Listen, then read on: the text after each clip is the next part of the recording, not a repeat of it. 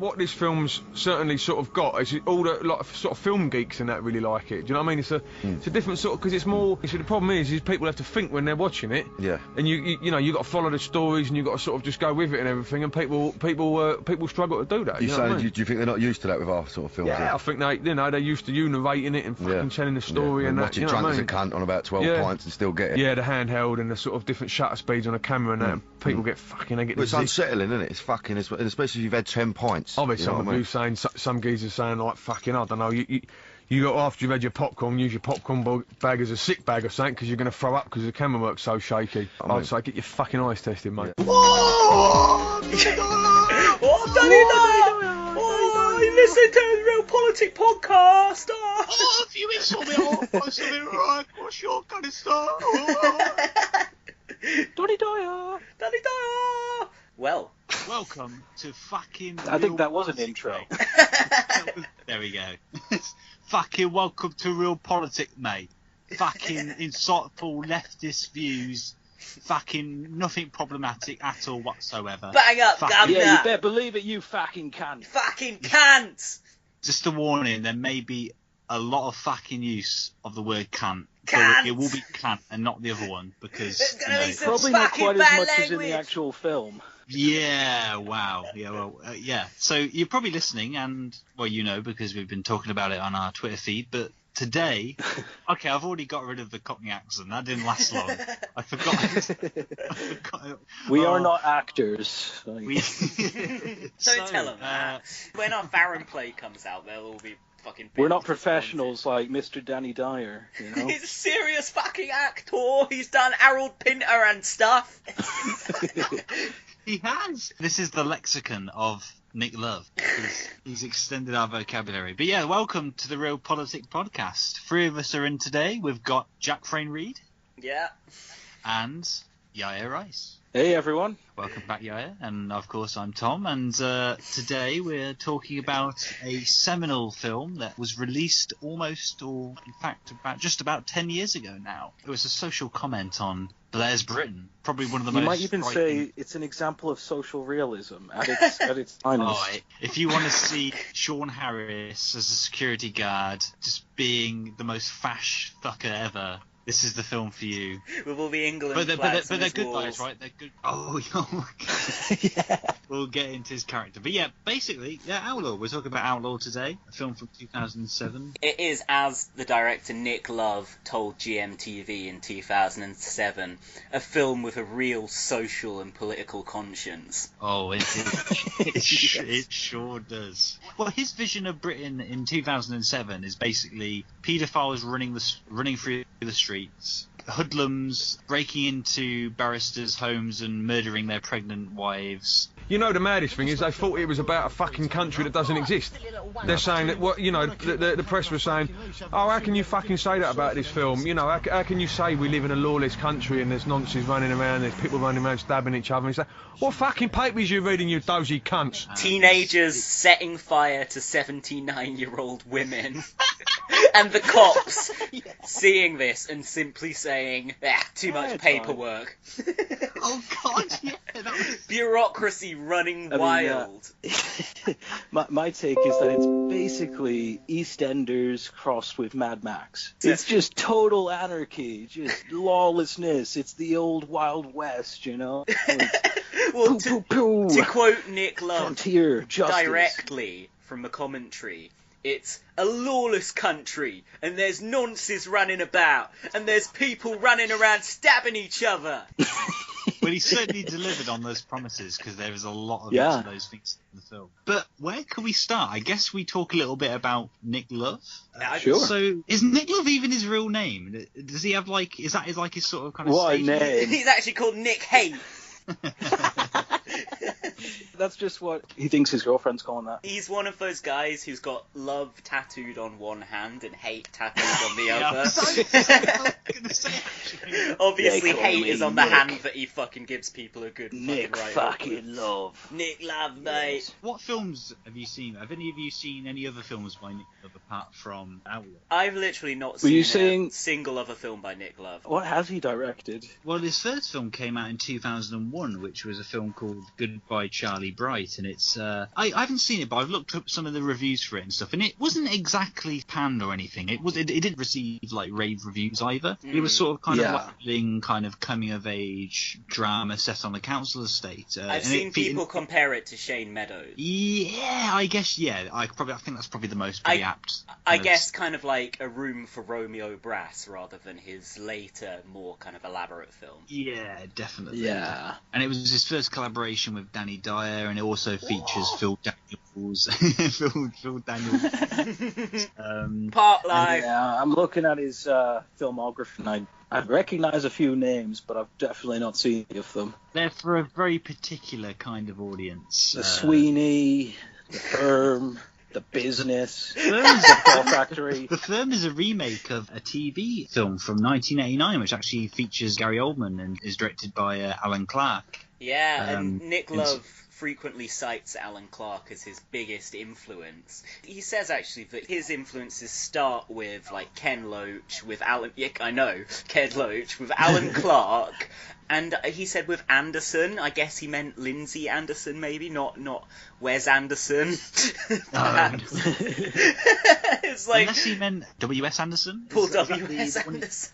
The one that's directed all the Resident Evil films. And Nobody's stuff. influenced by Paul W.S. Anderson. Oh, yeah. He directed a British film back in 1994 called Shopping. That was a film about ram raiders with Jude Law and Sadie Frost and stuff. And that was Never heard of it. The absolute boy. It's supposed to be utterly terrible. It's obviously kind of inspired by a lot of Tarantino. It's got a huge Tarantino influence. I get that vibe from it, and it sort of came out at the time when you'd expect that to be the case. But it's about British teenagers who get involved with like joyriding and ram raid shops and stuff. So I haven't seen it, but I don't really intend to, based on the Nick Love. I suppose one of my main interpretations is that I think I posted this on Twitter about him being basically just a pound shop Guy Ritchie, and further from there I'd say drawing a very indirect and terribly transferred vision of Quentin Tarantino. Well, it's got all that violence and just like uncomfortable at times, but instead of playing it tongue-in-cheek, almost self-parody, it's all very, very deadly serious. In this film, Outlaw. at least. In Outlaw, I don't think in his films that are more catered towards the sort of lad audience, for sort of the ones that are better after about 12 pints, in his own words. But regarding what you were saying with the Tarantino comparison, although he claims to have been kind of brought up on Ken Loach and Alan Clark and these great social realist filmmakers... You wouldn't think that when you watch his fucking films. No, but when he went to film school, he says that was when he got into Michael Mann and Scorsese, and I reckon probably Tarantino as well, and those kind of filmmakers that are, more American in their sensibility, a bit more kind of some macho. like gangster films and stuff like that. The most flattering thing that anyone in the press has ever called me was a hybrid with Alan Clark and Scorsese, a young Scorsese. Well, that's not bad, is it? But not in the sense that my films are as good as theirs, but more in the sense that when you watch one of my films, you can sense there's social realism. To me, it's essentially about making films about a world that is familiar to us rather than aliens and monsters. Not just being a filmmaker, but being a film fanatic. Your influences are always changing. My first influences were Clark, Loach, Anderson. They were all of a really good tradition. And then I left that behind. I think when I went to film school in the mid-90s, I got into Michael Mann and got into Scorsese in a big way and looked for much more stylish filmmakers. And you can sort of see that, particularly from the way he shoots the end kind of like gun sequence from Outlaw and stuff, although it's not exactly shot very well. And it's, we'll get into the quote-unquote camera techniques that are featured within Outlaw. Oh, Tom, you need to get your fucking eyes tested, mate. Shaking. Basically, before we carry on, we just wanted to point out that we're going to be referencing the audio commentary track that's actually featured on the DVD for Outlaw. And I just want to say it is the greatest audio commentary track you will ever hear. If you want to watch Outlaw, we wouldn't recommend it, but if you have to watch it with the audio commentary, because it's basically got Nick Love and Danny Dyer, and they're basically just using it to respond to all the people that diss their film, and it's absolutely hilarious. Boy, it's right up there with Taxi Driver. They all did it when it came off. Taxi Driver got cunted when it came out. It didn't. It was either one who was nominated for the Palme d'Or at Cannes and received really positive critical notices. Exactly. And he also... Wait, are you saying Outlaw wasn't? When Taxi Driver, I mean, I've got reviews on. You can go online and get reviews of Taxi Driver when it came out. 1976, Taxi Driver come out, got cunted. People didn't get it. They were like, "What's that? Oh, it's racist. It's all that. He's a sort of fuck, you know." Well, I didn't get it. When I can imagine Nick Love writing dialogue, it's just him on his computer just bashing the keys away, just being like, kind of, fucking cunt. This will just come out of my actors so well, just typing away, not giving a single thought to going back and maybe adjusting a line or two. It's just that's perfect the moment it comes out. Exactly. You mentioned Taxi Driver. He also brings up Scum as well. Yeah, he goes like, basically, this film got a fucking hostile reception, but it's just like fucking, in 10 years' time, this film will be looked back on as a fucking comment on the Blair era. Well, here we are. And I'll tell you something else I know. This will be the most important film we've made. Yeah. In years to come, when they're doing retrospectives on your life, they'll be saying Outlaw was your best. Outlaw was the most important film because it was a film about a culture. It was a film about a generation. It was a post. Well, it was the end of Blair. It was a comment on society and stuff. Do you know what I mean? Fuck them cunts. That's the question we have to ask. Did it live up to that goal? Did he aim the dream? What is it saying about the Blair era? What comment does Nick Love's Outlaw make on the decline of New Labour? But so you go to a screening and you get some people saying, "What a load of fucking shit that was." Then other people turn around and go, "That's the most important film we're going to see in the next 5 years."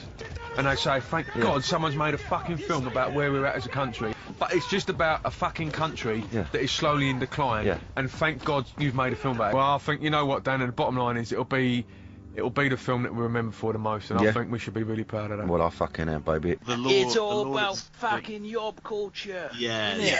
The law isn't doing anything. Paedophiles are running through the streets.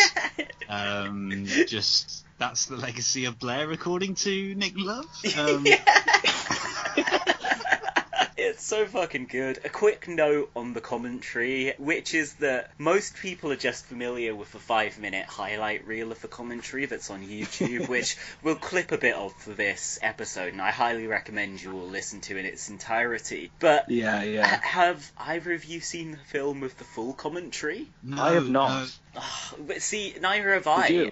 No, I wish if I'd have thought about it in advance, I should have bought the DVD of this film so I could do that. Because I feel like there might be stuff in there that is just as funny as that 5 minutes that everyone's heard. We could always edit this bit out and pretend that we watched it.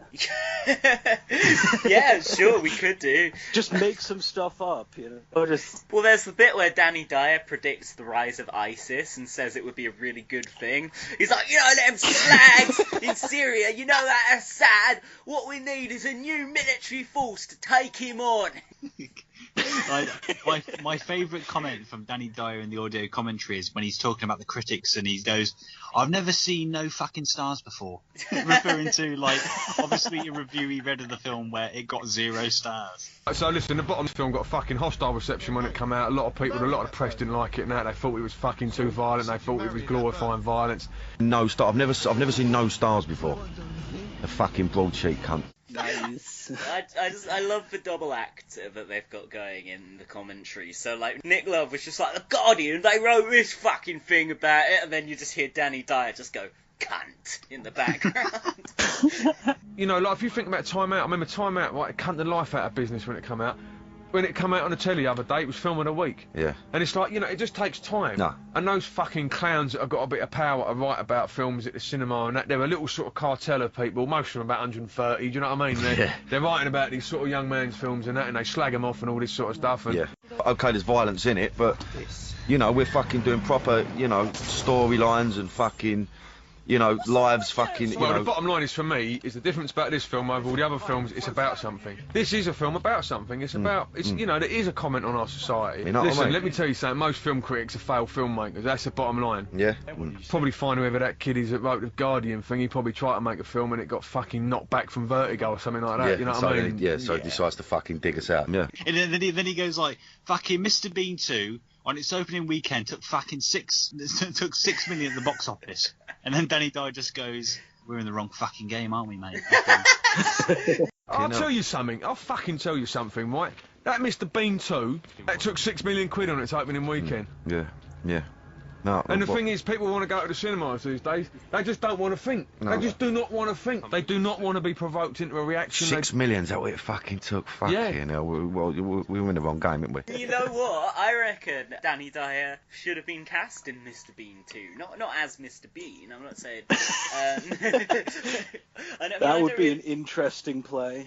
Yeah, but I mean, like, you know, just silly, lowbrow comedy. I mean, actually, Mr. Bean and Outlaw came out in the same weekend, making that possibly the worst weekend for cinema of all time. Two of the very worst films ever made came out, like, at the same time. Can I just say, I will not have any bad words said about the first Mr. Bean film, aka Bean the Ultimate Disaster Movie. I'm sorry. I haven't seen it. Yeah. It's a classic. I've never found Mr. Bean funny. I don't like it. Like I don't get it. I mean, it's not as highbrow as Blackadder or whatever, which isn't all that highbrow. But yeah, you know, I've got a soft spot for it when I was a kid. And, yeah, you know, nostalgia. Mr. Bean, a poor man's Mr. Ben, if you ask me. Mr. Ben, come on our podcast. Yeah, Mr. Ben, please come on our podcast. You mentioned, Jack, earlier on that Danny Dyer, he should maybe engage in lowbrow comedy. Well, he already has done, hasn't he? Remember Run for Your Wife? I remember it well. Oh, God, yeah. I remember the Mark Kermode review of Run for Your Wife. I did not see the film itself, despite it having all the British actors in it. It's like they realised, oh shit, they're not making a Harry Potter movie. Everyone's fucking free. Let's get them along for 5 minutes. So, Outlaw, 2007, a profound commentary on the dying days of New Labour with a socio-political heart. Yeah, I guess you could say that. It's Danny Dyer. Oh. It opens with Danny Dyer and his partner on their way to their wedding. They're at a junction, and these yobs pull up to them, and they basically just intimidate them and then chase them down into a kind of dockland area or some like sort of kind of industrial area where there's like a dead end, and they get cornered, and then Danny Dyer gets beaten up, and then he wakes up and it's all a dream. So the first 5 minutes of your movie never happened. Yeah, and I can't get over the fact that less than 10 minutes later, Danny Dyer's character actually points out, we're in the same exact place as where the dream was. Yeah. No, I remember that. That was recent. You see, the thing with film is that you use images and editing and your shots to convey that feeling that Danny Dyer character is feeling. You don't fucking include dialogue for that. You use imagery to convey it, Nick Lowe. Yeah, do you remember? Fuck's sake. I really want to see a Danny Dyer silent film. He's at the same stop where he gets beaten up in the dream sequence that is the first scene of the film, isn't he? He's at there later with his fiancée again, so Nick Love sort of restages the shot, and she just sort of turns round to Danny Dyer and is like, "Oh, love, isn't this the place that you got beat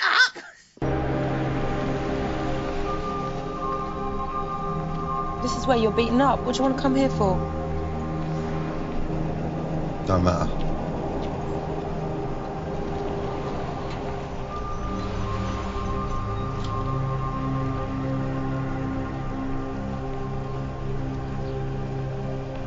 So he told her the exact intersection where it happened. I want to see the sequel where Danny Dyer's character is found to actually have psychic powers and he can see the future, but only when he's dreaming, and only if he repeats himself. I would hate to see that Danny Dyer film. This film just has so little faith in humanity. Danny Dyer, he accidentally crashes his car, and some guy just gets out and is like, "What the fuck are you doing, you cunt?" and just brutally decks him in the middle of the street. They do like a twist on that, because they basically restage that part of it. And the same people who pulled up in the car to intimidate them in Danny Dyer's dream. Yobs. Yeah, the fucking yobs, they re-emerge, and you think they're going to start shouting abuse at him, and then they just go to him, "Right, mate, is that an M3? And then Danny Dyer just freaks out and goes, "Fuck this," and then just drives off, and then immediately hits the car in front, and then that turns out to be the guy that ends up putting something across his canister. It's basically just like a combination of The Untouchables and Death Wish, and it's got loads of different elements from like films that Nick loves seeing compacted into all this. of which are superior. It's like if you watched Michael Winner's Death Wish series and thought, man, this just isn't right-wing enough for me. They say in the commentary, like, you know, when Dirty Harry came out, they called that fascist. It's like, because it fucking is. It's totally fascist. It's just the thing is, like, Dirty Harry is like a well-made and entertaining fascist film. It's like, Wow, it's the triumph of the wills of the latter folks. What I'm just saying, like, Don Siegel was a better fucking, like, trash fash filmmaker than Nick Love is, and Outlaw is just artless garbage. Remember Dirty Harry? You like Dirty Harry? Yeah. Great film, Yeah. right? When that came out, that was accused of being fascist and all that sort of stuff. Yeah. Just like Outlaw, and it was like, you know, it takes 15 years down the line. Of course, Don Siegel also directed, of course, the anti-communist film Invasion of the Body Snatchers as well. Oh, hell yeah. And Escape from Alcatraz, which has that scene where Clint Eastwood is racist. There you go. So, some questionable films from Don Siegel there. But, sorry, what were you saying about... So, basically... Russia. Russia. So Outlaw is just basically this incredibly violent vigilante film, and the first opening 40 minutes is essentially just establishing all the characters and why they are driven to want to come together to set up this vigilante group and take on nonsense. A corrupt establishment. Yeah, exactly. A paedophile enabling Blairites cabal. So the characters we have Danny Dyer, who, of course, the reason he wants to engage in vigilante activity is because he got punched at a T-junction. Yeah, hang on. I'm having trouble sorting out Danny Dyer's trajectory in my head, because... The thing is, though, he's not really... Like, he's one of the main characters, but a lot of the film isn't really focused on him. A lot of it's also... I swear, he hardly has any lines. He Not really, many. like, says fuck all, and, like, you know, he has to do a lot of acting with his face, which means he's just standing there. There's like a 20-minute stretch of the film where I swear he doesn't really have anything to do and stuff. Like, for some of it, it's focused on Sean Bean, and there's a lot of it that's also like focused on Lenny James's character, who's the barrister, the lawyer. The black barrister, as Sean Bean described him on GMTV. Oh, really? Different to normal types of barristers. Go on. But... And we would like to point out that Sean Bean is Marine A in this film as well. Isn't Sean Bean actually, like, pretty politically sound in real life? Like, I'm pretty sure he's a Corbyn supporter. I think he is, yeah. I'm pretty sure he came out well before the election and said that he was, like, pretty pro-Corbyn. Yeah. Oh, top lad, not just crawling back when the going gets good. So should we talk about Sean Bean's character first? Yes, Marine A. So basically, Sean Bean returns from his service in Iraq. Yeah. He's a soldier. He comes back. He arrives on this plane that lands at the airport, and he's the only one that gets off. Like, I was expecting so literally one plane has took one. Like, is that how it works? Or like, I'm not up to clue with kind of army transportation. I'm not sure. Yeah. He has got a lot of bags with him, hasn't he? Possibly containing some army-issue weaponry. It's almost certainly. I mean, like, assuming that's where he gets his guns and knuckle dusters and stuff from, like, that he uses throughout the film. The army is famous for using knuckle dusters. I mean, I don't know. They sort of make this whole thing about good, honourable guys who do things by the book and use all the Queen and country and use all the official channels and still get let down by the fucking, the bureaucratic powers that be. So I reckon maybe he has got his knuckle dusters and guns from the army. I mean, I did point out that just in the background there's that rather tasteless newspaper headline saying, "I was raped by the law." Oh, yeah. Yes, that's Sean Harris's. Yes, Sean Harris is in the movie as well, and he plays a security guard for a hotel, and he's basically he's a fascist. Is he the one who says, "Will you stay the night? I don't mean anything queer, just stay the night." That's him. He's also Islamophobic. He's also racist. Don't say. I mean, he's in his office, where I would like to point out he's rigged every room in the hotel with a secret camera so he can spy on people. Yeah! And he's got, like, there's some, like, woman, like, partially clothed, like, stretching out on the bed, and you're like, this guy is this deeply wrong kind of character. So pedophilia bad, all other sort of sexual crimes fine. Yeah, right. Yeah, I swear I was watching a guy wanking in one of them. Yeah, it's odd. And he, in his little office area, he has a wall behind him where he has loads of Daily Mail and tabloid articles just up on the wall. Yeah. Which features that article you mentioned there, yeah. And it's got, I swear to God, there's like string connecting like different ones. Like there's a connection between them. Like, and it's one case. There's a big conspiracy. I gotta take it down. He's got like an England flag there as well, just to kind of. Point. No, dude, he's got two. He's got a big England flag further up the wall, and then he's got a like a small one close to his pillow.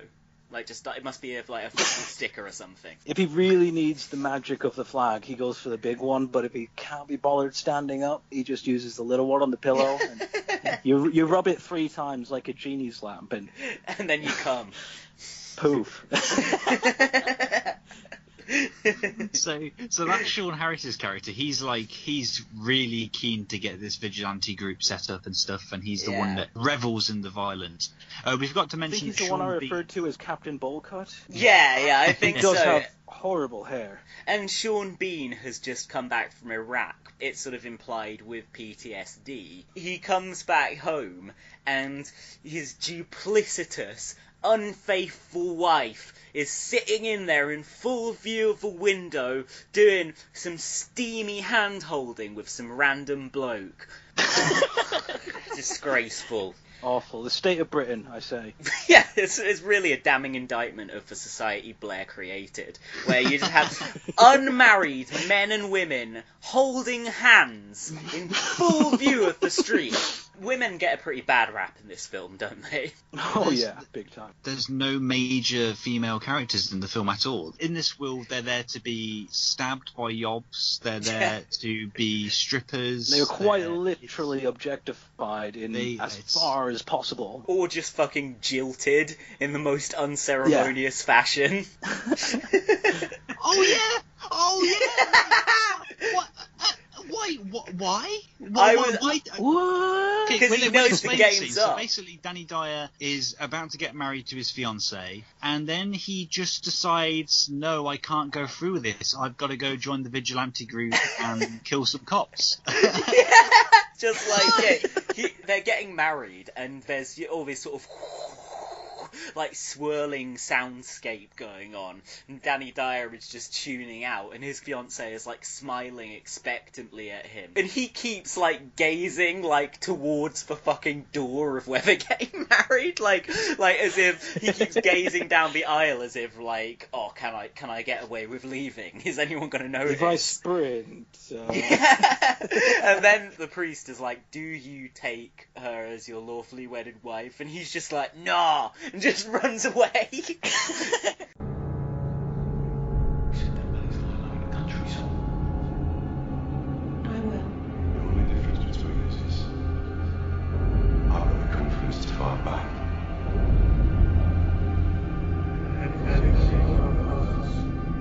Be faithful to her until death do you part.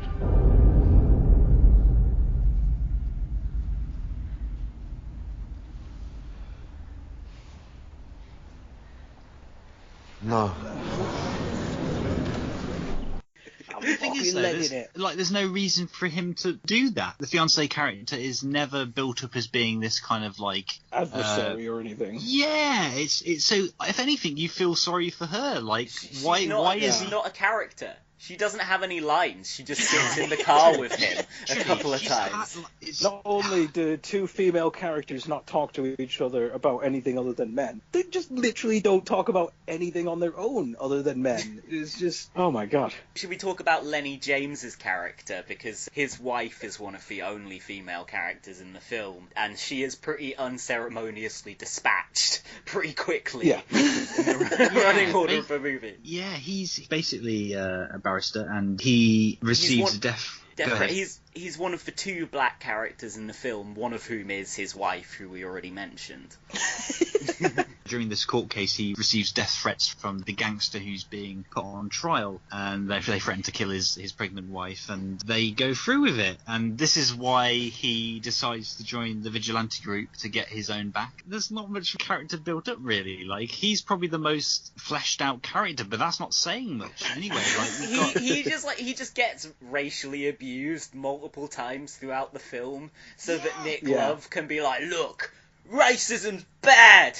Basically, Nick Love is like, I need to have a scene in the film where they fight in the streets, so basically they're all going to be at the pub, and Lenny James's character is going to be racially abused, and then that encourages them all to finally man up and go out there and face them on the street and batter them. I love then they how get the shit kicked out. Foreshadowed that is, like, mere minutes before, because Sean Bean, he goes to the bar for a piss or something, and he's like, oh, try not to get yourself killed without me, and literally, like, they do not last 2 minutes without him before some random, very aggressive man calls Lenny James a black cunt and gets all aggressive towards him. And then obviously, like, Sean Bean comes back and is like, did you call my mate a black cunt?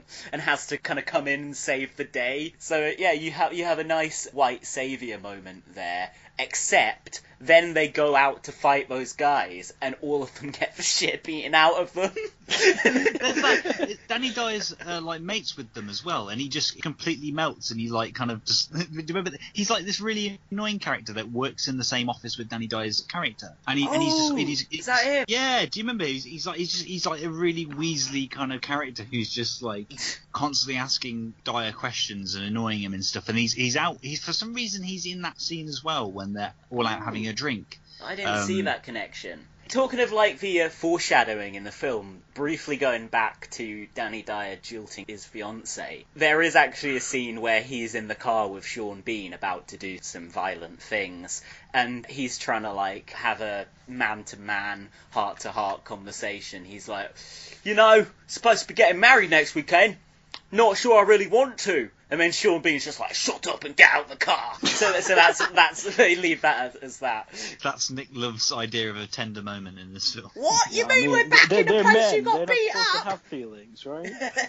We also need to explain Bob Hoskins' character in the film, who essentially, he provides them all the information on... Well, what's the line he says? Because he finally meets Sean Bean's character, sits him down, and explains his motivations for why he wants to help them trap, quote, cunts, paedophiles, and he just goes on this rant. He says, I'll feed you paedophiles, dealers, bullies, junkies, scum, cunts, dogs. Yeah. It's a bit unfair to people who are addicted to drugs, putting them in the same bracket as paedophiles.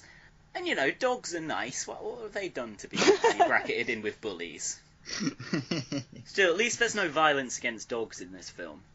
Oh no, I think that would have tipped us over the edge where we're like, just a step too far right there. We'll be like, right, I can't even laugh at this film. So Bob Hoskins' character, the reason he explains why he wants to help them is he goes, 2 weeks ago, some kids from our street set fire to a 79-year-old woman because she called the police.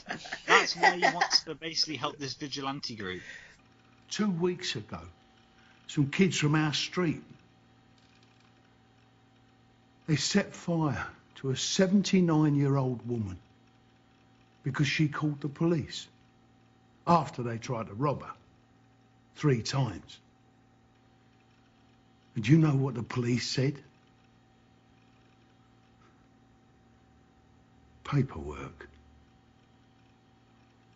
I want to help you. I can get you sleeves on all of Manning's people on the ground, the ones that hurt Monroe. The ones that killed his family. The law failed him. We won't. And you get that right. And I'll feed you paedophiles, dealers, bullies, junkies, scum, cunts, dogs, lots. And on top of that, I'll try and keep you one step ahead of the law. Yeah? This is my job. This is what they gave me after serving 25 years on the force. I get to drive high-risk prosecution and collect CCTVs. You want to know why? Because I play it by the fucking book. That feeds into the themes in the film of good people being abandoned by the powers that be, and this very kind of Dirty Harry style concern about bureaucracy gone mad. But do we know anything Blair's about Britain, this innit, mate? 79-year-old woman? I mean, for all we know, she could very much deserve being set on fire. Alright, well, okay. I would like to point out you don't actually see the 79-year-old woman set on fire. It's just No, a line of dialogue disappointing. that literally comes out of nowhere. Yeah. And I was so taken aback by, like, what? Like, And, that came out of nowhere. and they say they set fire to her because she called the police. But what was she calling the police about? What heinous crime had been committed that got her to dial 999? Had they set fire to someone else? Were there paedophiles roaming the streets? Like, what had happened? I think it's a great example of just vile leftist abuse, you know, setting fire to conservative Horrible lefty purposes. trolls. The other day, Momentum set fire to my 79-year-old mother simply because she said that she didn't want their local MP to be deselected. Did you see that debate in Parliament the other day about abuse, and that Tory MP Bob Stewart, who is on record as a supporter of torture, he came out and said, "My children's teacher said that the other kids shouldn't talk to them because I'm a Tory MP." All my 4 children have been hassled by other kids in their local schools because of the job of their father. There is little that can be done about that because they're children and my kids are robust enough to withstand it. But such behaviour is taken to a new level when during the last general election a teacher tells the class of my 13-year-old boy that nobody should talk to him because he is the son of a Conservative MP. And then you have this other MP who's like, "Thank you to my honourable friend for sharing this harrowing story with us so gallantly." I'm like, oh my god, like, imagine pretending to believe that. I'm grateful to my honourable and gallant friend for sharing with the House such a personal and deeply upsetting and deeply troubling incident that's happened to his son. But if it's true, I mean, that teacher, like, is a goddamn legend. Like, oh god, Graham Jones, Mr. Iranian Hangman, said something we couldn't really, forget Graham Jones. really funny in the abuse debate as well. Oh yeah, it was basically that his, like, 5-year-old son got bullied because he voted to bomb Syria or something. Why the nursery teacher? Like, what? Like, I have no idea by who. Yeah, apparently all the other kids at Graham Jones's child's nursery school have really strong anti-imperialist perspectives. We're raising a very woke generation. This is the effects of cultural Marxism, I fucking told you. But, I mean, Nick Love, I'm sure, would suggest that cultural Marxism was really firmly ingrained in our culture throughout the Blair era. Oh yeah, big time. Marxism was a big part of Blairism. Big part. Sean Bean, he's come out and said, he's pro-Corbyn. Danny Dyer, I'm pretty sure I heard somewhere that he was actually quite pro-Corbyn as well. Somebody asked him last year, Corbyn or Smith, and he said Corbyn, but he spelt it Corbyn with an I, which suggests that maybe he was thinking of Baron Corbin, the wrestler. You fucking cunts! You fucking cunt. I was going to say, because, we know that Sean Bean is a bit of a comrade. Danny Dyer questions still hang over his head. Yes. But what do you think of the politics of Nick Love, The Business, which is his sort of Costa del Sol crime film set in Spain? It takes place during the 80s. Also with a great commentary. Yes. Where Danny Dyer likes to keep reminding you that he has a massive penis. He truly is the Owen Smith of the film industry. He is the Owen Smith of the film industry. Just so you know, he cannot help but remind you that he has a pretty large pecker. 29 inches, mate. 29 inches. Beat off 1,000 lads to get my bird. But yeah, basically, The Business is set during the 1980s and starts in southeast London with Danny Dyer's character Frankie sort of kind of wanting to escape the Thatcher era in the UK and then kind of going over to start a new life. So I get. So maybe he's not exactly a Thatcherite, but a working class centric critique of Thatcher is not necessarily coming from the left. There was an active National Front during Thatcher's time in office. I would say that the politics that I picked up from Outlaw were somewhat fascistic. Yes. To put it mildly. Because it's Dark Knight without Batman. Yeah, I'd say for a filmmaker at least who seems incredibly enamoured with the working class, it seems kind of terrified of working class people. I mean, the film literally starts with a gang of quote-unquote chav stereotypes in fucking grey tracksuits and stuff in their shitty beat-up ride, chasing Danny Dyer down like it's a fucking car chase at the start of the film, and then beating the crap out of him and punching his wife as well. She gets punched in the start of the film, jilted later on. Women really do not get on very well in this movie. But good punching bags, what can I say? But yeah, throughout the film it just returns to this kind of notion of a lawless country, of somewhere where, the youth are just going wild, they don't respect their elders, they don't respect servicemen. Like you see when Sean Bean is, I think he's just leaving home after seeing that his wife is holding hands with that bloke in a steamy fashion. And those other louts at the bus stop see him and they're like, oh geezer, I can't remember what they say, it's all interchangeable. Oh, you fucking cunt. Oh.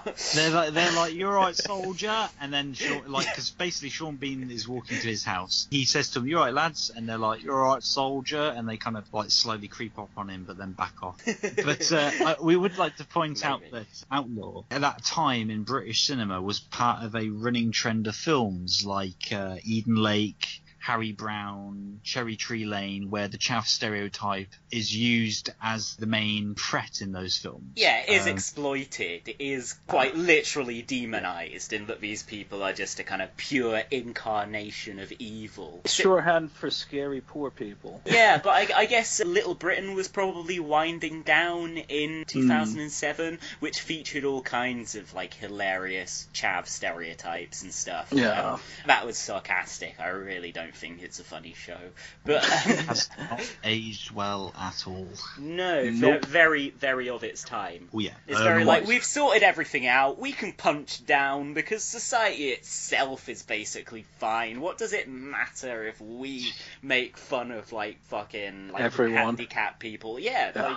Literally everything. Harry Brown is probably one of the more kind of recognised films of this type. Yeah, and the it quote is unquote underclass of the garbage. threat. Oh Yeah. yeah, It's so I fresh. can't stand it. We watched that together, didn't we, Jack? Yeah, I remember, and I was just sort of like, I really don't like this. I don't know what it's trying to say. That, you know, things just ain't like they used to, and old blokes can't wander the block without being assaulted by some cunt. No, I thought it was appalling, yeah. I thought Sometimes it was, you just need to go into a marijuana den and just shoot the dealer point blank in the head.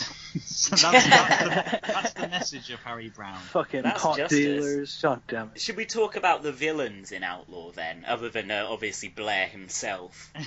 Because he fucking created this landscape. Yeah. There's the criminal / paedophile. He's sort of the main one, I guess you could say, but there's several different antagonists that each of the characters like to face up against. Because, of course, the paedophile gangster is the one who is involved with the murder of Lenny James's wife, I believe, was it? Yeah, I think he's the one who does the murder, and in fact, he's definitely the guy who shows up next to Lenny James in the toilets and is like, "You need to lay off this fucking case right now or I'll fucking do you and your kid in, son." He's definitely a bad guy, and Peter Bradshaw wrote in his review in The Guardian, which I thought was pretty funny, a review that really fucked off Nick Love and Danny Dyer.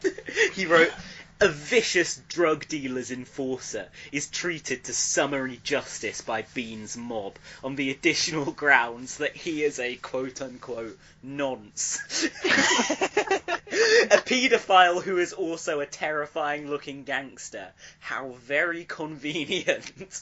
And there is this scene where Bob Hoskins is on the phone to Sean Bean, and he has found the guy on CCTV. Was it CCTV from the toilets? He says he's just uncovered ages after that scary man approached Lenny James at the toilet, and he's just like, the line reading really cracked me up for some reason. He's just like, "The geezer's a fucking nonce! Put him down!" And it's also worth saying that Bob Hoskins in this film, physically, aesthetically, reminds me of the director in Borat. Not Larry Charles, the director of Borat, but the guy who travels around with Borat, the character directing this film. And so I could not get that out of my head throughout the whole film. And Hoskins looks so dishevelled and disgruntled. I mean, it's not a bad bit of casting for some cop who has been in the force for 22 years and has been marginalised because, as he shouts, "I play it by the fucking book!" You can see his full set of teeth in every line he enunciates. It's just like, he fell a long way since The Long Good Friday. So basically, all these characters get together, don't they? Because they've all got some grievance with society. Lenny James's wife gets stabbed, and she has a miscarriage. Talking about blacks, I have a guess what's just happened to an old barrister of mine. No? Someone's only gone and stabbed his pregnant missus in the stomach with a knife, killed their baby. How sick's that? And then later on in the film, she unceremoniously dies off screen in hospital. Yeah, Lenny James is waiting in the corridor, and then the surgeon just comes out and goes, "We did everything we can." Yeah. Before that, I kind of assumed that she'd already died. Yeah, because same. you don't see her after she gets assaulted and stabbed in the stomach.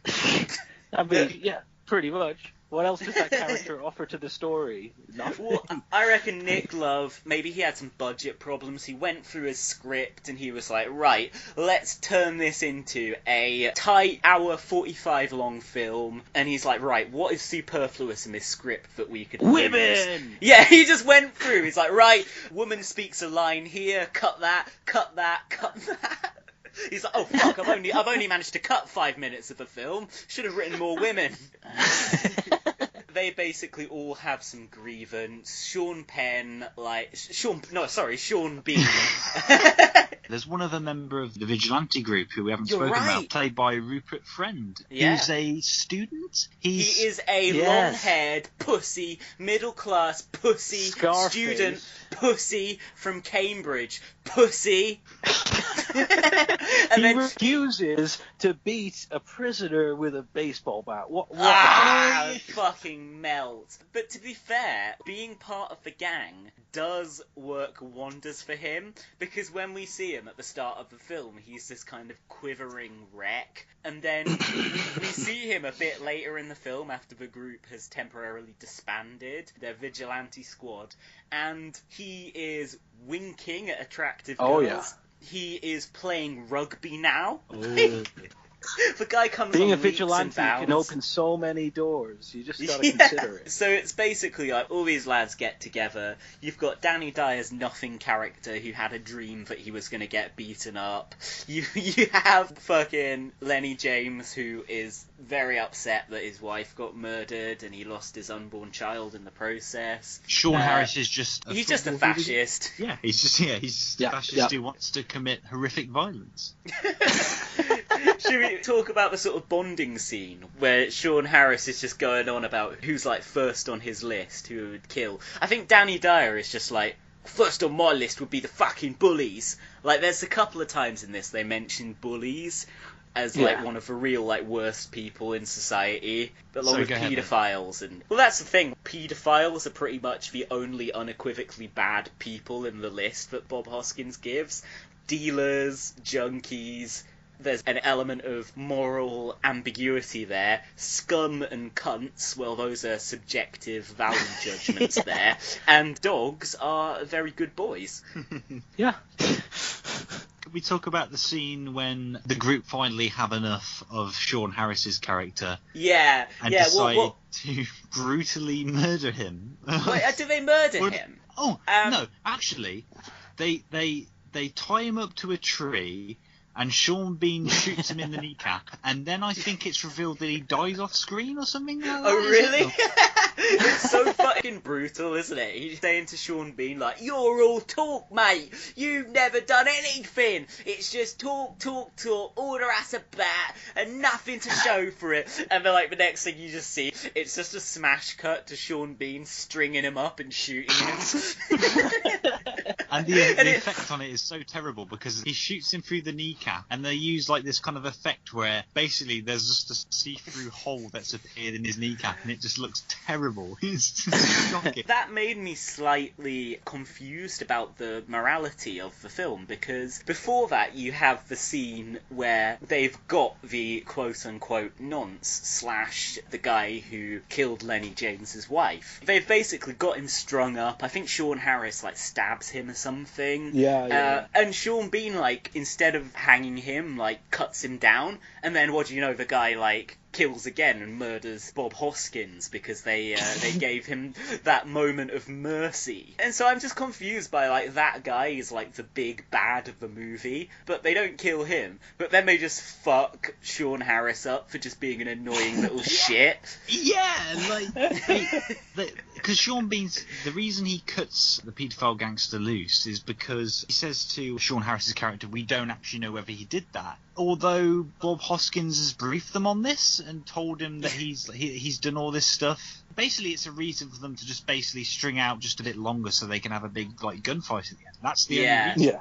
Yeah. Do we talk about the scene where, since we've mentioned the way in which Sean Harris's character is unceremoniously dispatched, there's the little bit before where he gets on everyone's nerves after Danny Dyer has said that bullies are his least favourite person. Sean Harris is like, I'll get rid of all the fucking wrong-uns, all the fucking paedophiles, the fucking, what's he say, like the Ian Huntleys, the fucking cunts, the Muslims, and it's like, oh. And then Lenny James, at this point, because his wife has been murdered, the one black character in the film is like, do you know I'm a Muslim? Oh, yeah. And so there's this like fantastic like woke Nick Love scene where it's like, hey, not all Muslims are radical Islamic terrorists, you know. And one of them is like, yeah, that's like saying you hate all Irish people because of the IRA. It's like British people fucking did precisely that for decades. Yeah. The very, very, very brief moment in which this film and Nick Love is woke before it goes back to its usual kind of just ridiculous nature. Bullies. I put them top of my list, you know. I hate them. There's a few that are going to get served one day. Well, stop there. We can do what we want now. You should know where to draw the line, Hillier. What line, boss? What are you going to do? Punch every traffic warden you come across? No. I'm talking about your nonces and that. Your Gary Glitters, your Grasses, sickos, Muslims. Ain't a fucking lot of them. Ian Huntley, he'll be the first to fucking go. I'm a Muslim, Hillier. Do you want to kill me? You aren't a Muslim, you're a black. Also, I'm not allowed to be a Muslim because I'm a black. Here, boss, what was that thing you said about suicide bombers? You don't have to be a Muslim to blow yourself up. I'm talking about individuals, not religions. What are you going to do? Kill all the Irish because of the IRA? Yeah, I would. You're such a Philistine sometimes, Hillier. No, I'm British, 100%, mate. Oh, yeah. I know what we need to talk about. We need to talk about this idea's film. Oh, you call it cinematography. Well, get your fucking eyes tested, you can't. Yeah, in the audio commentary, they say basically, a lot of these people, if they've had fucking 10 pints and stuff, they've struggled to keep up. And then Nick Love just goes, if you fucking couldn't follow the shaky cam on this film, you get your fucking eyes tested. Get your fucking eyes tested, mate. The thing is, though, the reason it's so nauseating is because every single shot in this film has a shaky cam filter put on it, so it's not actually been shot that way. It hasn't. So basically, when they've got the camera, they haven't shot it freehand. In editing, they've put a filter on which basically makes it look as if the camera's shaking, and it looks just terrible. It's like the whole thing was on a tiny little dinghy in the sea. It's awful. And it has every single shot has the way it moves. Sick. Exactly. Yeah. The way it moves is the exact same in every single, because obviously it's this custom filter which has been made to move as if it's like a shaky cam, but it moves in the same way in every single shot, so it just looks so fake. So basically like Nick Love's been watching like Chris Nolan films and like films of that time that were really kind of integrating shaky cam into its cinematography, and he's like, well, I'm going to try that, but he shot it on the tripod and then he's just added in the shaky effects afterwards, and it just looks terrible. Whether it's Chris Nolan or whether it's Nick Love, the problem with those fucking shaky cam fight scenes is you can't fucking see who's punching who. It's too close up. Yeah. I make the point again that Walter Hill is the best action director because his films, particularly his ones from the late 70s and the 80s, are just so crisp and clear and easy to follow and visually accessible. Obviously shot on film with a fucking camera that isn't being held by somebody having severe fucking withdrawal symptoms from something or other. That's how you do an action movie. Something where you don't lose track of what's going on. Where you can see what's happening. In the action, the action needs to be seamlessly part of the narrative, and Nick Love fails miserably here. I mean, I'm prone to migraines. I felt a pretty strong headache coming on after trying to focus on this film for the first 45 minutes or so, and let me tell you, after I smoked myself a little something, it did not get better. my eyes only became more unfocused, and my head only became more... What can I say other than it freaks my nut out to this day. They obviously shot this because this film was not shot on film. It wasn't shot on 35mm. It was obviously shot on a digital camera, and it just has a really horrible, grainy, glum look to it. So you've got the dog shit. So together with that really intense filter that makes it almost look black and white in a lot of scenes. Like there's just no color going on. Exactly. Did you notice there's certain shots that are like they're just kind of incoherent? They might be a stationary shot. The camera might be still, but half the shot will be out of focus, and Danny Dyer will be obscured by a fucking coat hanger. Oh yeah, they keep pulling the focus back and forth. Like, whoa, what's going on here? Like... and Nick Love's like, yeah, mate, it's a fucking arty shot. It's like, no, it's bad. Incoherent does not equal arty, okay? Yeah, there's good incoherence and there's Outlaw. Yeah. So, like, the Outlaw gang, as they're known, because obviously they're so different to everyone else who is outside of the law, that they have a divine claim to the label Outlaw, they basically gain notoriety, even, you could say, a level of popularity. They seem to get praised in the tabloids. Did you notice Emily, how do you say her name? Mathis from the BBC? They're like, yeah, that's it. One of their most well-known newsreaders cameos in the film, like, quite a bit. Like, she does all the announcements in it, and... They do it so they basically to show that the British people are on their side and stuff. So that, you know, this vigilante group has popular support from the British public. The British public have been failed by both the government and the police force. The poll, which was commissioned by the Home Office, craze which is sweeping England, the latest in a string of violent incidents said to be provoked by the Outlaw gang, have again criticised elements of the media for what they call hero-worshipping the armed gang, after several tabloids called them a Robin Hood-style organisation. What's unclear about the Outlaw gang is who they are and why they've taken to the streets.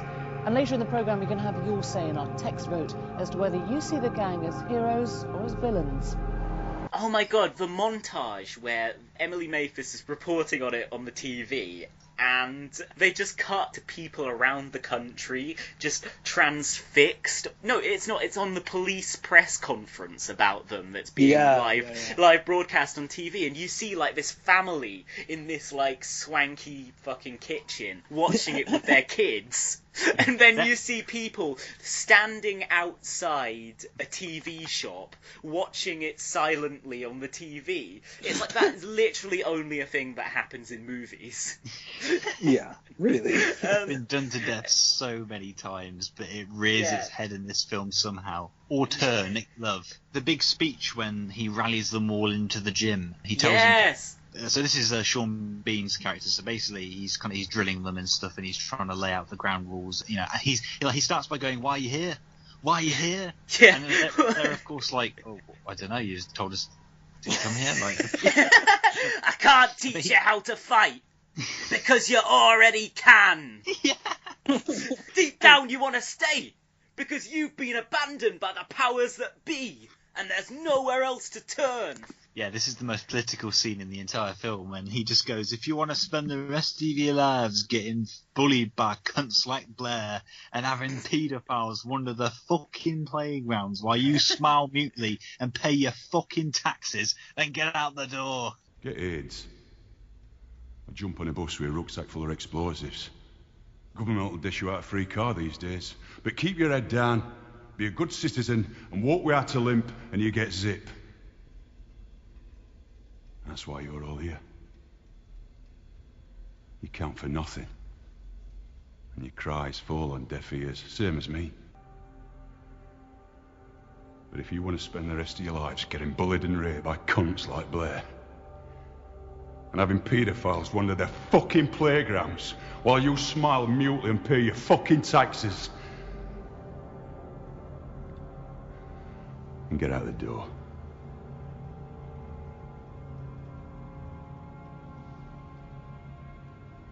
I want to learn how to fight back. And then Danny Dyer, after a few seconds, goes, I want to learn how to fight back. And then Sean Harris goes, me, so do I. It's just like terrible. Yeah. As I said, Nick Love just bashing away the keyboard. Like, this is fucking brilliant. This is just like, it'll be writing about it in the fucking papers, you know, years to come. Fucking social commentary. Love it. Let's just recap what it actually says about the Blair era. So it says, I guess, that the Iraq War was bad and that there wasn't sufficient help provided to veterans returning to the UK. They also say at some point that he's come back from the war and it's actually worse than Iraq in Britain. He's like, it's like a war zone here as well. And I really just don't think that somebody who'd been in Iraq on the front line, because this character is the ultimate fucking alpha male fucking badass. He would have been on the front line. He probably killed about 100 men with his bare hands and Marine aid a few more besides. Like, you know, this is a serious soldier. So he would have fucking seen things. And the idea that he comes back from Iraq and just gets fucking spooked by a bunch of, like, youths in tracksuits hanging out on his street corner and saying, hello, soldier, in a a slightly effete kind of way. I'm not sure it's entirely believable. Well, actually, do you remember the part when Sean Harris goes, trust me, when he's talking about all the cameras he's got set up in the different rooms in the hotel, trust me, I've seen things that you probably haven't seen in Iraq. It's like, what? Like, what the Well, fuck's I guess he going didn't see a on lot of people wanking in Iraq. there? He watched the emergence of a caliphate unfold on those screens. You're a soldier. You like this? Rigged it all up myself. No one else knows about it.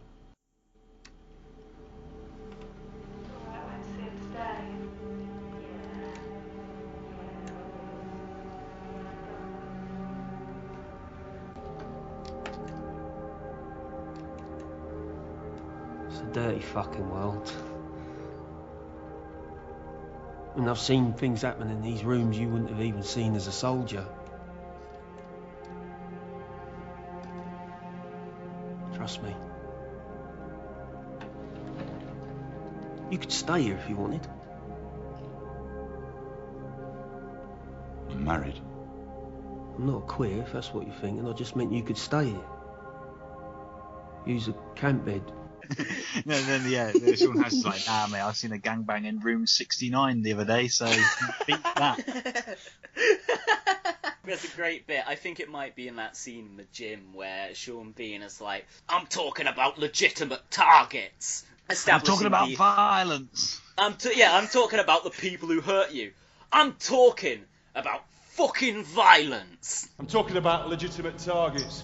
I'm talking about the people that hurt you. I'm talking about fucking violence. It's like, oh, fucking violence, yeah. Did we mention this is a violent film? You know the one you mentioned earlier on when Bob Hoskins' character Walter's like, the geezer's a fucking nonce, put him down.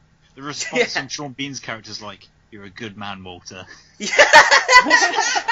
Listen, I found the CCTV from the court toilets with Monroe. Your man's called Furlong, Ian Furlong, and he currently resides in a bail hostel in the West Country. Text me the address and a smudge of him to Decker's phone. Why is he on bail? Shoplifting crayons, Apparently. Then I found a CPS document saying he was originally charged with sexually assaulting a minor, but they buried him.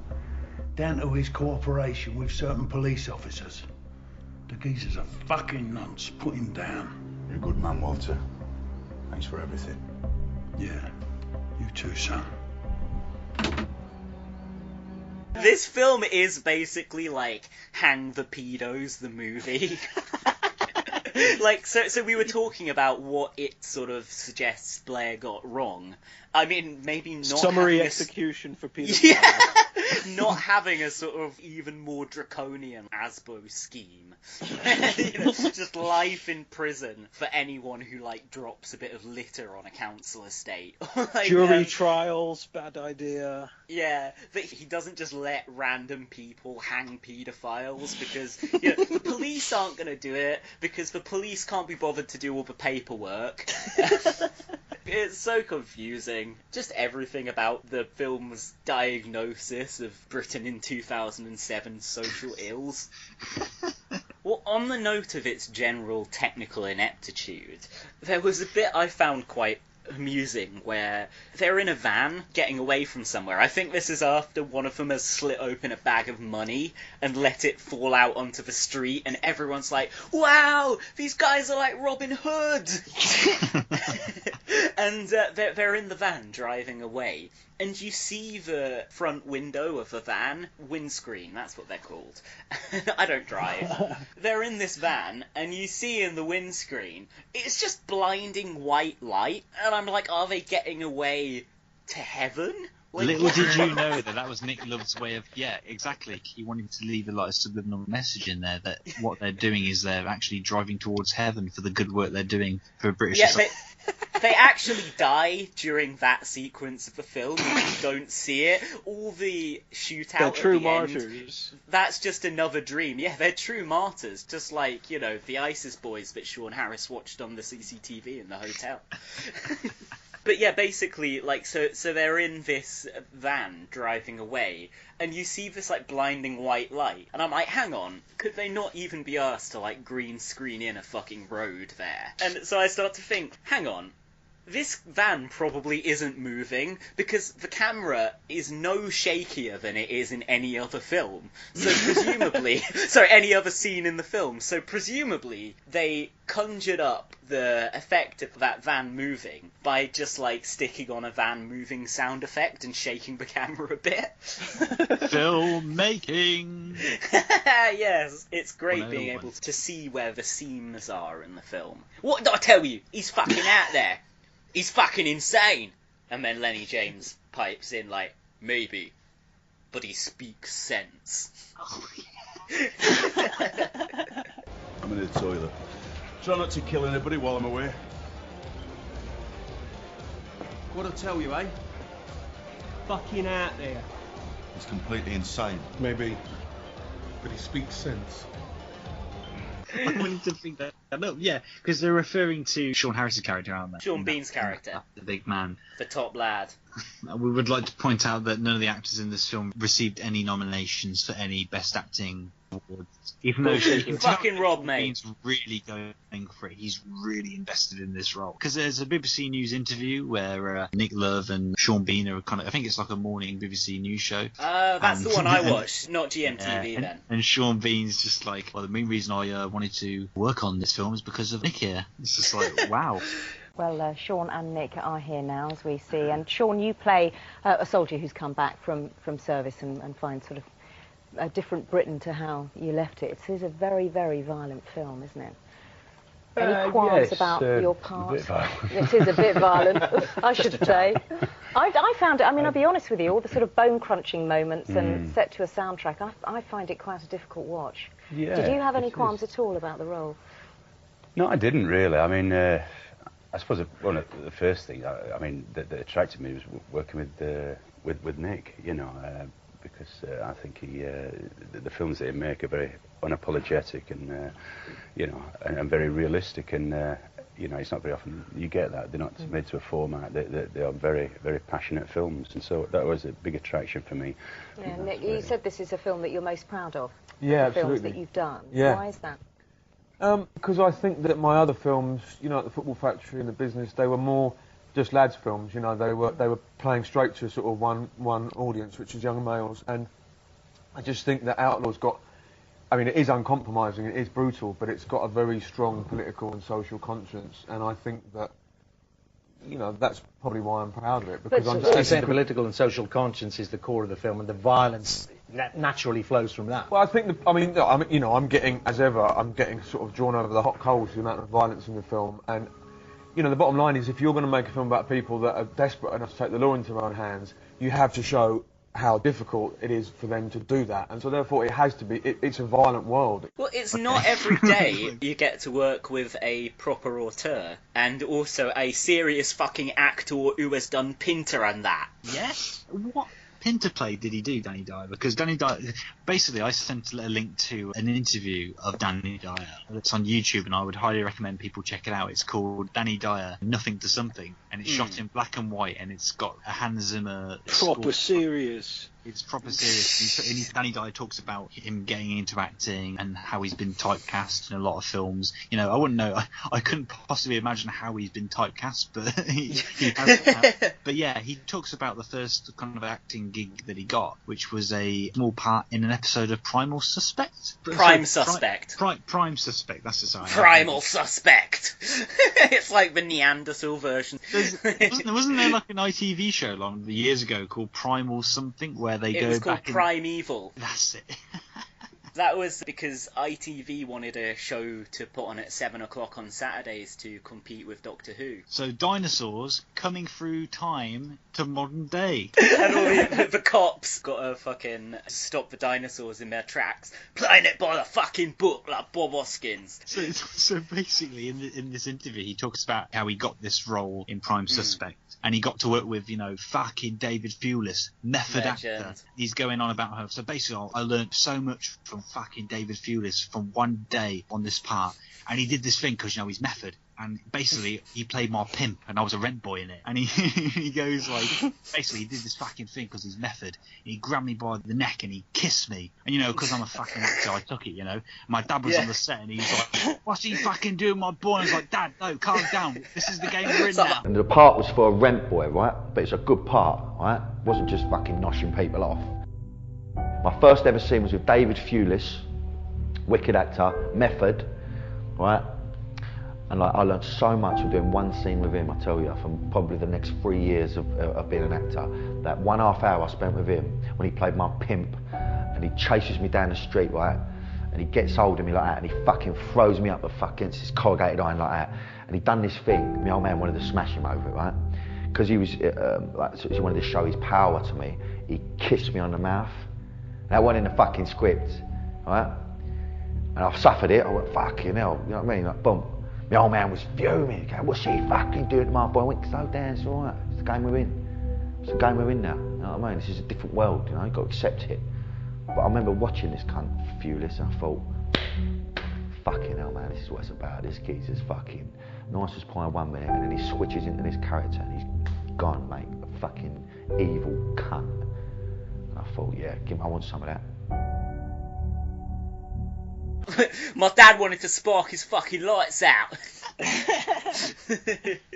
It's an incredible interview that I would highly recommend people check out. If you want to get Danny talking about how he feels he's been typecast in films. I like when he's talking about when he got cast in some film where he played a director or a producer, I think it was, and he did this kind of very eloquent, received pronunciation accent in it, because he wanted to try something different, not be typecast. Then to market the film, they like stuck a picture of him from a football factory and a gun on the front cover, which had nothing to do with the film, which was like a satire of the film industry. And so he's just like, "Oh, you cheeky cunts!" He's like, because he goes to the interview, he's like, you know, basically, fucking students come up to me, he's like, "Oh, can you be in my film, please?" Yeah. I'm only in it for 10 minutes. The fucking cunts put me on the front cover with a gun. and then that fucking bombs, and it has a fucking effect on me and my career. People are fucking putting scripts for you. I'm getting 5 a day. "Will you do this, mate? Oh, we do this. Oh, mate, this is what it is. I'm a first-time director, and I've got a little bit of money, and I could come and do like a couple of days of my film." And I'm like, "Yeah, of course, bruv. Yeah, sweet. I'll do what you want. Yeah. What you want me to do? Yeah, you want me to do that? Yeah, all right. Tell you what. Yeah, I'll do that. Yeah, sweet." And all of a sudden, you know, they're putting my fucking face on the cover of Danny Dyer in. I'm in the fucking thing for 10 minutes. So if that film bombs, which is what's happened, I'm the fucking scapegoat for it. Another movie I did called Just for the Record, which this is another thing about this movie, what fucked me off. Right? I did this movie because I was playing a producer, right? It's like a mockumentary. I've got a fucking pencil moustache, right? I'm posh. I've got a slick back hairdo. I thought, I'll do something different, right? Try something different. The cunt puts me on a cover with a fucking photo out of the football factory with a gun in my hand to sell it. It's not about gangsters. It's not about villains. Do you know what I mean? There was a niche in the market for me which other people rinsed, and I'm suffering the consequences for that. Do you know what I mean? It's like, I've learnt the hard way with that, I think. I'll just give Danny Dyer a gun. You know, he's got a bit of a swagger. It's like, hold up, I'm a serious fucking actor. I've done like a National Theatre, I've done Harold Pinter. Like, I've done proper fucking shit. In the last few years, Danny Dyer's career has actually kind of got on track a bit, hasn't it? And since he got cast in EastEnders, and he got cast, I think, as a gay guy, which has helped combat his kind of macho lad's reputation. I'd say possibly Danny Dyer has a slightly more problematic track record in terms of his attitudes towards women than even us, even the Real Politik podcast. Were you going to mention his GQ column? It was in Zoo. Loaded. It was in Zoo, yes. It was in Zoo where he had a column, and he said that the best way to get over splitting up with your partner is to, I believe he said something along the lines of, you should cut her face so no one else wants to be with her. Yeah. Yeah, fucking hell. He put his name to some really fucking shocking, violent, misogynistic stuff in Zoo magazine, of all places. According to him, he didn't write that. But yeah, I say he put his name to believe. it. I don't know if Danny's a big writer, to be fair. So, I mean, I think it is quite likely he got someone someone else to do it for him. He But still maybe, attached his name to it. he should pay slightly more attention to what's going out under his own name, or that is if he wasn't aware of it, which, he quite possibly was. So there's that. He has got his career back on track, hasn't he? I think since he's been in EastEnders and stuff, he's sort of carved out a more family-friendly image and stuff. Yeah, he's a national treasure, mate. He's England's Rose. I think, if you gave him the He's right... the people's princess. Well, he's actually connected to royalty, isn't he? Oh, yeah, he is. He went on an episode of Who Do You Think You Are, and they found out that he was connected to one of the royal families. Not one of the so there we go. Interesting. Bloody legend, mate. So, do we have any, final thoughts on Outlaw? If you're going to watch it with the audio commentary track. Don't sit down and dedicate an hour and 40 minutes of your time trying to follow this film or understand it as any sort of serious commentary. Do what Tom said. Yeah, buy Outlaw on DVD. Well, buy it used so that you're not supporting them. But as I was saying to Tom before we started recording, if they just moved that scene where they're just gunning down cops in the last 10 minutes, I'd have enjoyed it. I'd have been like, okay, they're shooting cops. This is cool. But no, they saved the best bit for the very last minutes. Did you not hear? We're a pro-cop podcast now. Oh, no, you've told me plenty of times, but I'm just ignoring that. Now when we play Cop or Comrade, the cops are actually the good ones. But then what's the comrades? Evil pieces of shit who are morally equivalent to fascists. Oh, yeah, right? good point, Hillary good point. Clinton, she knows, the far Her left turn, and the far right. that. They just want to watch the world burn. What happened, Dave? What happened? Well, unless we have any more concluding thoughts on Outlaw, should we maybe do about 5 minutes on politics and what's been happening? I mean, the people here are only here for that, so let's we might as well spend 5 minutes on something. I know some of our listeners don't approve of our uninteresting opinions on film. that was like, I don't give a shit what they think about Twin Peaks, just give me some fucking Blairite slug salting. we know that the real heads who've been with us from day one appreciate that this is a politics/film podcast, however much we neglect the film side of things from time to time. Yeah. I'm just going to nip to the loo quickly. We can have a little toilet break. I'm going to have one as well because I've drunk loads of tea, so be free. Good call. Cool. Let's all piss in tandem. I'm back, bitches. Oh, you're both gone. Hello. Alright, I'm back. Hello. I am here. Are we waiting on Tom? Yeah, I got back and Norm's here. Tragic. Dun dun dun. Plot twist. We all died. Oh, fucking hell. You remember Romaniacs, right? Yeah. Nick Cohen's gone on it now. Yeah. So the only way it could conceivably be worse if they got a fucking turtle face to do a bit on it. Oh, so much hate in 3 little weedy bodies. Yeah, I know. Yeah, exactly. That guy. Absolute bellend. Did he change his name as well? Because that's a very Jewish name. Cohen. No, apparently, his grandfather was Jewish or something. Ah, yeah. I figured there'd have to be something in there. Bit of the Jew. Bit of a Jew. What? I just literally came back into conversation. We're just talking about how much we hate Jews. We're just spouting anti-Semitic bile. Oh my god. I've tried everything in my power to stop this podcast becoming anti-Semitic, but... Yeah, but you just can't compete with Yair. Yair's the worst out of the whole the group, isn't he? His anti-Semitism is just spewing out of his mouth. Horrifying stuff. God, he's worse than Corbyn. No, we're just basically saying how Nick Cohen's going on Romaniacs. Yeah. Yeah. Skeletal remains of Nick Cohen will be going on Romaniacs.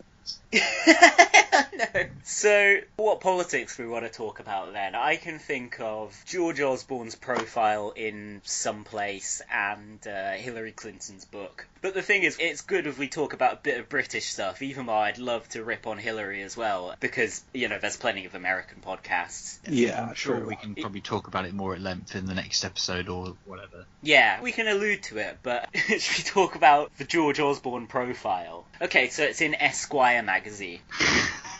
The days of George Osborne as Chancellor, when we can have credible economic handling. Yeah.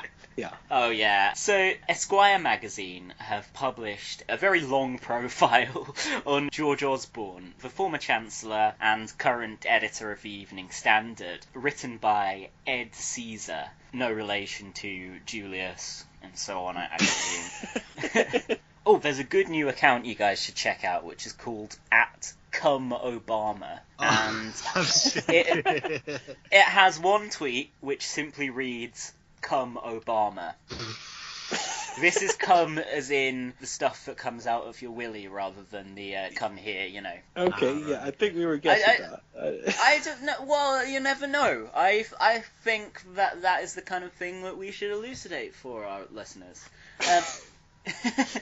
Okay. I found one called Obama Cum. Is it Come Obama, is it? It's Come Obama. It's one word, @ComeObama. @Come Obama. Aha. Fucking. And it's got 422 followers already. It's got 5,500 likes. Did you see there's that account which is called Fuck Everything, and yesterday it did Fuck Melts? Multiple people sent that to us. Thank you. But anyway, Ed Caesar's profile in Esquire of George Osborne is certainly enlightening. It's caused a bit of a stir because one of Osborne's friends/colleagues is quoted in it as saying he won't rest until Theresa May, who sacked him last year, is chopped up in little bits in his freezer. That is vile abuse. That is just shocking. Where is his double-page spread in the mail? Yeah, it's some fucking fucked up shit, isn't it? And Laura rightly pointed out on Twitter that if we tweeted that on our account, which we obviously fucking wouldn't, we'd have the Mail and MI5 at our door, pushing each other to try and get in there. Is incredible. Oh. Osborne really does come off as a pretty fucking unnerving character in the course of this profile, not least because we discover that when he was at university, he edited a couple of issues of a student magazine called ISIS. We all get more right-wing as we get older. I was going to say also, do you remember his unsettling looks when he was in Parliament, where it looked like he was snorting tons of cocaine? Yeah. Not that he'd know anything about that. Looks like he's tripping out half the time and stuff during half the Prime Minister's questions. There's a really unnerving bit early on in the piece. I can't remember if this comes before or after the revelation that he has the mentality of a serial killer. He once remarked in a poker reference that he started his career as Chancellor having been dealt a 2 and a 3. In the description of one of his aides, he saw politics as the biggest toy in the playground, a playfulness that manifested itself during exchanges in Parliament, when a puckish smile would often dance across Osborne's face. This naked enjoyment of the sport of politics. And then they say how that fed into one of the criticisms of him. But, I even think the kind of language that this journalist is using there sounds kind of overly enamoured with George Osborne's naked enjoyment of the sport of politics. Just this puckish smile dancing across Osborne's face. It sounds like it's written by the kind of person who actually enjoys politicians sparring at each other at PMQs. That extract, mostly, it is kind of terrifying to see how much it's kind of just about process and about the quote-unquote sport of politics for people like Osborne. And they repeatedly make the point that he's loving it. He's loving being at the Evening Standard. What is that thing they say he's doing? George Osborne, blah, blah, blah. There's that huge, long, wanky opening paragraph about how he's rich and boyish and fucking gets the lift up 2 flights of stairs, and it's one long, paragraph-long sentence, and then it climaxes with, and he sets to work destroying his political enemies. It's like, I particularly liked how he destroyed Jeremy Corbyn. Never heard from that guy again since Osborne started editing for Evening Standard. It's almost as if the only people who give a shit about the coverage of politics in the quote-unquote must-read Evening Standard are fucking flatulently self-satisfied, London-based, Westminster-centric bell-end pricks. Like, but not to make any kind of personal judgment or anything. But he says the paper's view is it's metropolitan, it's small L liberal, it's internationalist, it's pro-business, it's tech, it's exciting, it's young people, it's crowdsourcing. Hard left. It's tech, it's exciting, it's young people, it's crowdsourcing. Hard left. But to be honest, I actually found that the bits that grated most on me in this long profile of Osborne weren't the quotes from Osborne himself, but the little bits where the writer's personal opinions seep into what he's writing. There's a bit where he slags off the government's approach to Brexit, and then he says, to a lesser degree, and more predictably, he has also lambasted Jeremy Corbyn's Labour Party, who oppose the Conservatives with corresponding ineptitude, but growing popularity. It's like, we're not fat fucking inept then, are we? It's like, I just thought, this centrism tastes bitter. There's another bit as well where he says, there is a huge space left unfilled in British politics, so yawning a chasm that there is serious talk of a new political movement, similar to France's En Marche, to occupy the centre ground. Like, serious talk among whom? Like, when fucking Jolly and Morn, like, goes out on his fucking yacht. There's a bit where they say, Osborne's Standard covered the Grenfell disaster in a different way, calling on people to show unity in grief and raising funds for victims, as opposed to doing a kind of systemic analysis of where political and economic conditions created, I guess, the conditions for the Grenfell fire. Osborne was shaken by the tragedy. He could see the fire burning from his house, and later in the day he declared himself still numb with what I saw this morning. Like, okay, he was shaken by the tragedy, and he was still numb. Yeah, he didn't give a shit. The guy didn't. He could not have cared. The only reason he's feeling a bit numb is because cocaine's a hell of a drug. But he seemed anxious about politicising Grenfell. One Standard staffer told me that Osborne, who was on a flight in the hours following the fire, just fucking jet-setting around, probably going off to BlackRock, or whatever it's called, that US investment firm that he gets paid, like, fucking a ridiculous amount of money for 50 days' work a year. Yeah. He was on a flight in the hours following the fire. He sent a note to the op-ed department telling them not to go OTT in their Grenfell analyses. And I wonder what that had to do with the other journalists, other people, other politicians blaming the austerity programme that George Osborne implemented in government for Grenfell in large part. No connection. I mean, come on. It's coincidence. No connection whatsoever.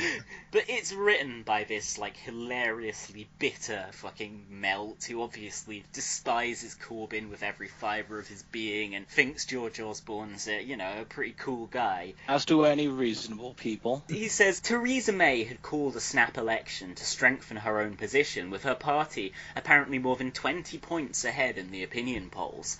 But a series of tactical and strategic errors on her part, as well as a growing realisation that she was an uninspiring figure to lead the country at a crucial time, led to a disastrous result. She failed to win an outright majority. It had nothing to do with the excellent campaign that Labour ran. It had nothing to do with Jeremy Corbyn being good in ways that Theresa May was not. No, Labour are still being colossally inept, despite their mysterious mysteriously growing popularity. No idea what that's about. I can't believe that's still a narrative that's being pushed, but hey, centrism, baby. Centrism. Oh, yeah. What is it? ACAB, all centrists are bellends.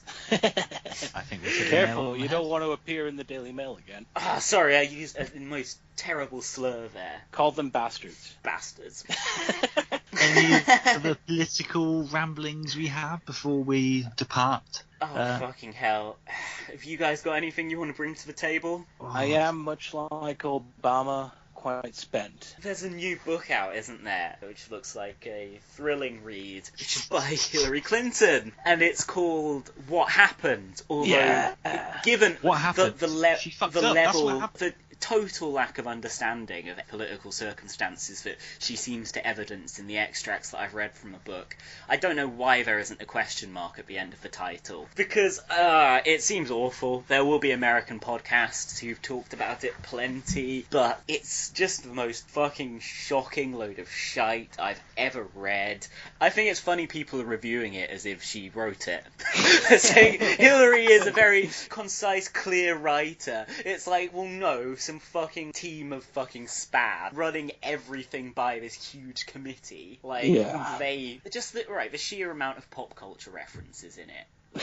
She doesn't know about, like, that fucking... I guess, like, she's seen Hamilton, every liberal dipshit in America has, but I still don't reckon she was the one who actually put the Hamilton lyrics in the book. I'm just reading a Guardian article here. It says that Amazon has removed one-star reviews of the book. What? Why? They've redacted, yeah. Because they're clearly wrong. Why? Hundreds of one-star reviews of Hillary Clinton's memoir, What Happened, which appeared online within hours of the 512-page book's publication, have been removed from Amazon. Russia! Definite Russia involvement there. I think the main takeaway point from What Happened is that it's all Bernie Sanders' fault, pretty much. I think that's what she wants to convey, isn't it, really? But there's also a couple of excellent bits from it I've read where, number one, she says that women supported Bernie Sanders because their fathers, brothers, husbands and boyfriends did. And there is another bit where a woman who supported her comes up to her and said, my daughter didn't even vote. What should I tell her? And Hillary says, what I was thinking was, how dare you not vote? How could you hang your country out to dry like this? How could you abdicate your responsibilities? But of course I didn't tell her that. It's like you still thought that, didn't you, you smug, entitled piece of shit? But yeah, I mean, I'm not particularly proud of the fact, but this was the first election where I've been able to vote, where I didn't vote. And it was partially because Clinton was just such an awful candidate, but it was also, they make voting as hard as possible, and I was in a different country, and it was not worth the effort to get that melt elected. She just did not run a good campaign. Yeah, and she seems to be coming out post-election, basically while Bernie Sanders is knuckling down and trying to get this universal healthcare bill he's passed. still very involved despite not winning. And he's got this bill co-signed by, like, Kamala Harris, Al Franken, people who you wouldn't necessarily think of as being on the more radical wing of the Democrat Party. And so he's there trying to get these really concrete policy initiatives out there. And Hillary Clinton is saying what he needs to do is get out there and show some support and show some solidarity. And as Jeff Stein from Vox pointed out, it's actually true. Bernie Sanders hasn't promoted Hillary Clinton's book at all in any of his recent interviews. I wonder why. Whoa. She's dissing him throughout, from what I've heard. Yeah, another plug though, well, two plugs. So I've got a new article out in New Socialist, which is an interview with Paul Sung, director Shameless. No, director of... I thought you said he was the director of Shameless. I was like, what, he's the director of that TV show? I didn't know that, no. Yes, I am being totally shameless. He's the director of Dispossession, the great social housing swindle, which is a really interesting and insightful documentary about how the growing primacy of market forces has created a crisis in the housing sector. So I would recommend people go and read that and give it a share on Twitter and so on. But I would also recommend recommend that people listen to the next episode of the Film Chat podcast, which I will be appearing on, and also briefly Tom. I would have been on it for a lot longer, but I was having internet connection issues, sadly. So I think you're probably only going to hear like a few sentences from me before Jack then like takes over and pretends to be me for the rest of the episode. Yeah, I do an impression of Tom towards the end. I'm just whispering into the mic. Did you fall asleep?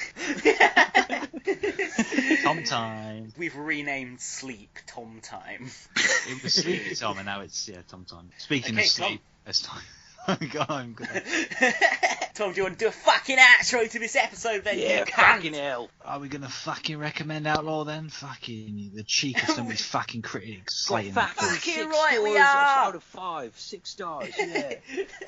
Fucking 6 bags of popcorn. Taxi Driver, 1976, got cunted. Got fucking cunted. One more thing I liked about it was that Danny Dyer's character was called Decker, and I've been watching an awful lot of Tim Heidecker's multiply series Decker recently, so that cracked me the fuck up. We should talk about it on the show. We should do something on Decker, yeah. In fact, let's play this episode out with his song "Our Values Are Under Attack," because I think that's pretty much what Outlaw is trying to say, isn't it? Yeah. Paedophiles roaming the streets, fucking louts setting fire to old ladies, people stabbing each other, car chases. And we'll leave you with the words of Nick Love as he closed off his audio commentary for Outlaw. Good night, cunt. Fuck off! Yeah, bye guys. Oh, and solidarity, of course, as always. Fuck off! Fucking cunt. I love you to death, and Love you to death, son. And let's jog on, eh? Good night, cunt. Oi. Love you. Well, I'm looking at the world.